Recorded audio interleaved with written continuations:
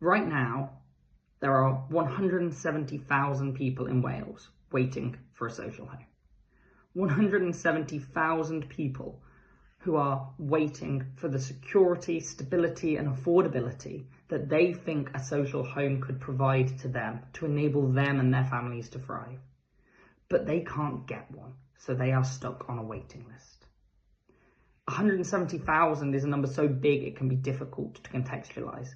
But if we got all of those people together, we could fill the Principality Stadium twice over and still have a line out the door. And behind that number, as large as it is, are tens of thousands of individual stories of the reality of the housing emergency in Wales. Stories we hear every single day through the support and advice services we offer at Shelter Cymru. Stories of people who simply cannot afford the rent. Stories of people whose families are living in massively overcrowded conditions. Stories of people whose homes simply do not suit the needs of them or their families. 170,000 people who need something to change. And the solution here isn't easy, but it's not complicated either. We need more homes, particularly more social homes.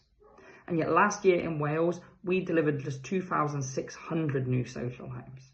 At that rate of delivery, it would take us 35 years to provide everyone currently waiting for a social home with one. We can't ask people to wait 35 years.